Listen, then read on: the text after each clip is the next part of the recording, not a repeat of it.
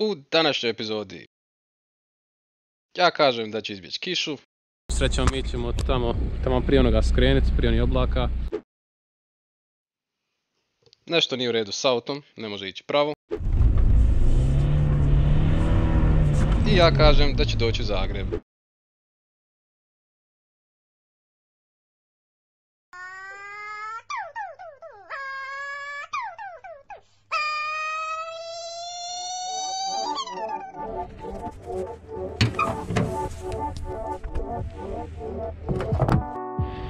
Evo ljudi, napokon je stigla knjižica Oldtimer Saveza.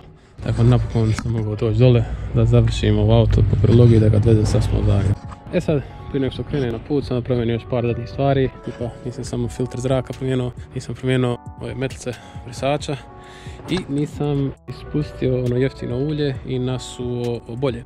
Tako, trenutno mi je rikla baterija, čeka nam prijatelj donese kablove da ga možemo upaliti i nakon toga će ostati da se malo ugrije i onda oh shit, tu mi je ostala lampa. Ja treba linko kreten. I onda kad ga ugrijem, onda će spustiti ulje i nasuti ovo novo.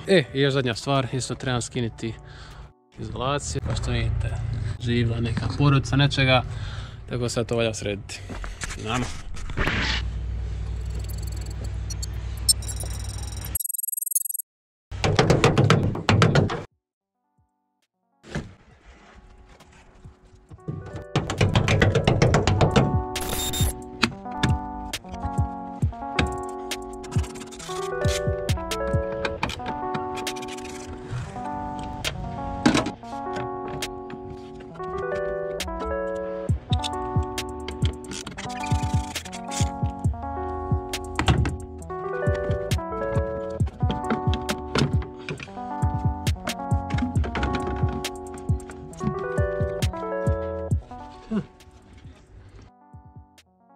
Kako uspijete vidjeti, filter je dobar.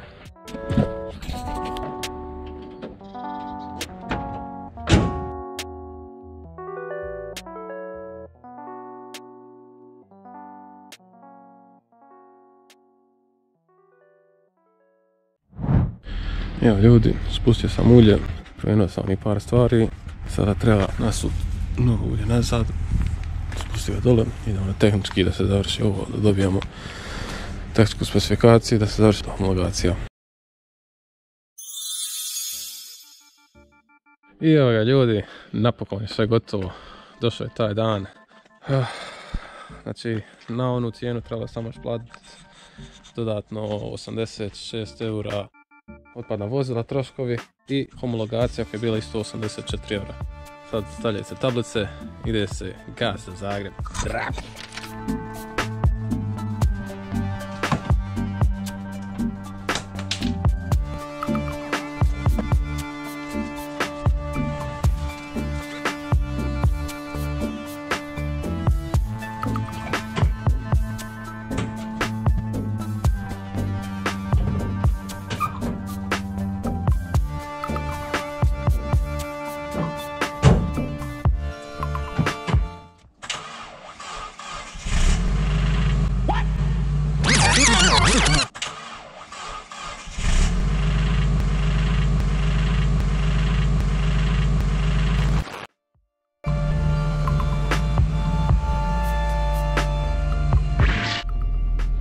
Ok ljudi, idemo za Zagreb s autom kojom ne znam baš povijest i s kojim sve skupa nisam napravio 10 km.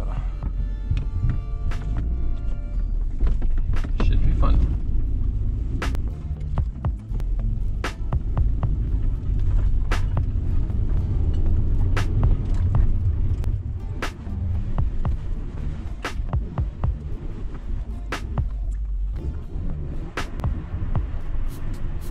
Ja mi znamo prvi put da ga bacimo 5 od toga imam.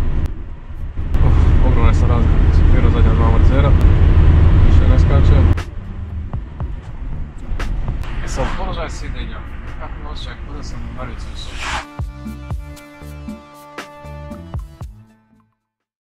Samo još trebam volan, gledam zub mat na lijevo. To je to, ne mogu vjerovati ljudi moji, ajme meni je napokon auto na cesti čovječe. Idem za Zagreb, za Nissanom. godinama i sunce izlazi, joj, milina. Iako tamo izgleda svašta nešto dobro. Nisam, ajde da te upoznam s tvojim novim najboljim prijateljem.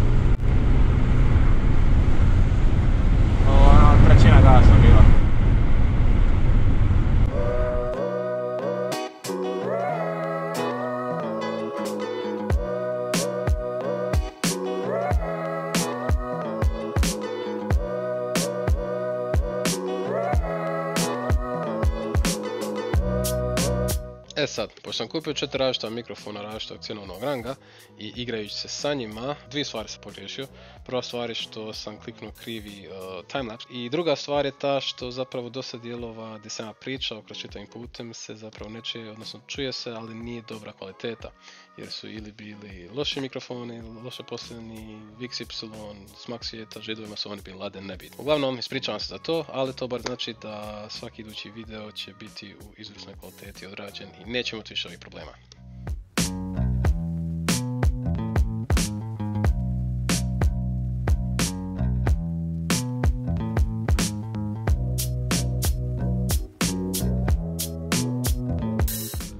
Evo ga ljudi, palo je prvi, ne znam ja koliko, 50 km i niti auto se iznenađujuće dobro vozi.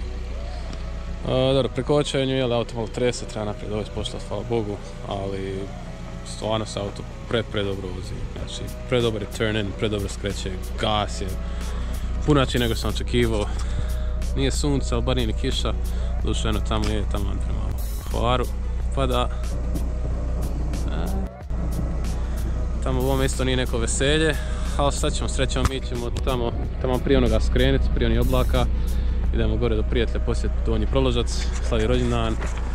Tamo nakon toga više ne bi trebalo biti nigdje kiše. To je to ljudi, idemo sad dalje. Gas!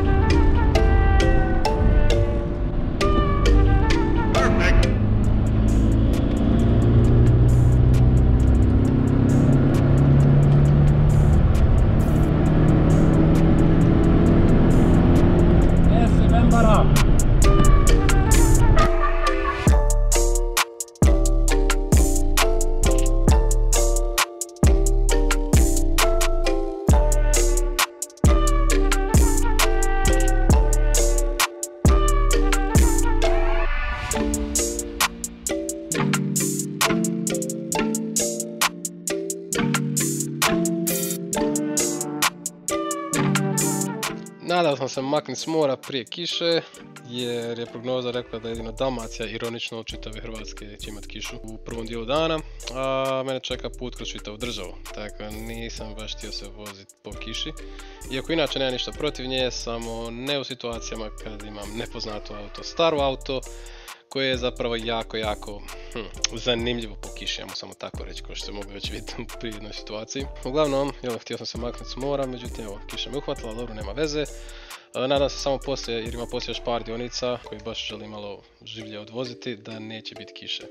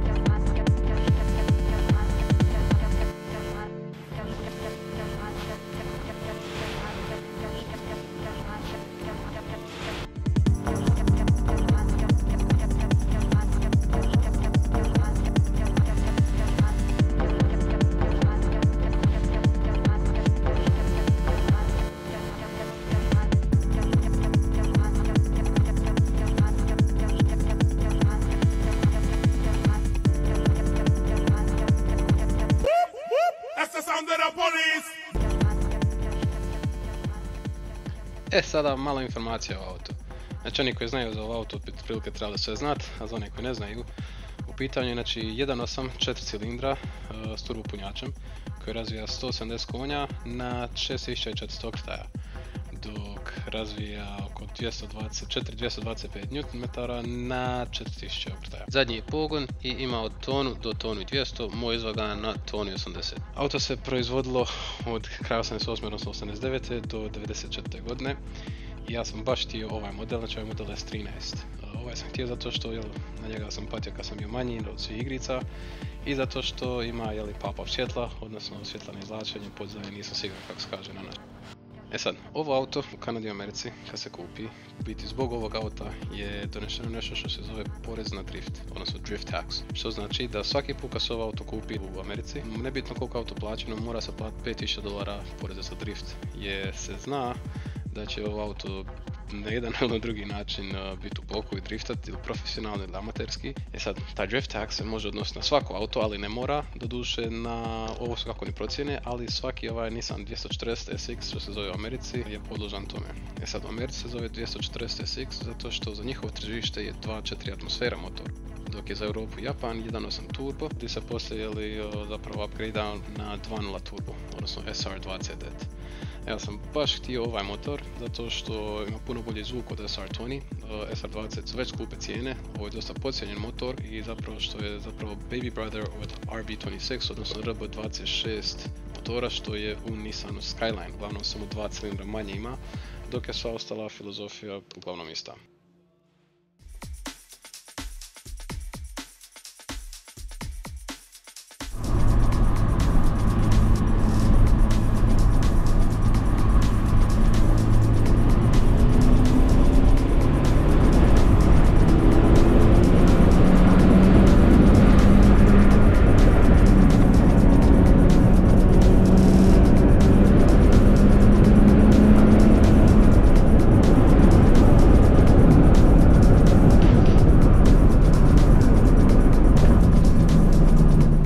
Sad, možda se to ne čini tako vama na video, ali brzina je dosta veća nego što izgleda, jer nije stavljen wide view nego linear, a cesta je djelomično mokra, što je zapravo bilo malo i neugodno za voziti, jer ipak ne poznajem ovo auto, ali samim time sam debelo i duboko oduševljen načina kako se vozi, kako se ponaša i sve, znači šta će tek biti kad auto bude sređeno, to neće biti istine.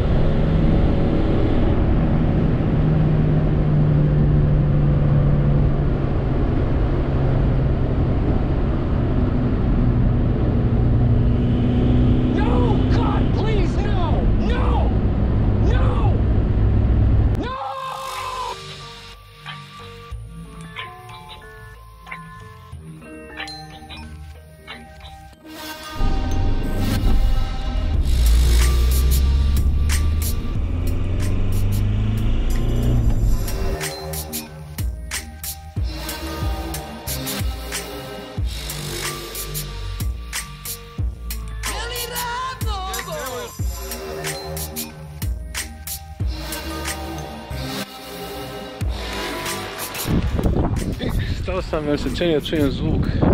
Gas malo jače, samo da vidim koliko ulja ima.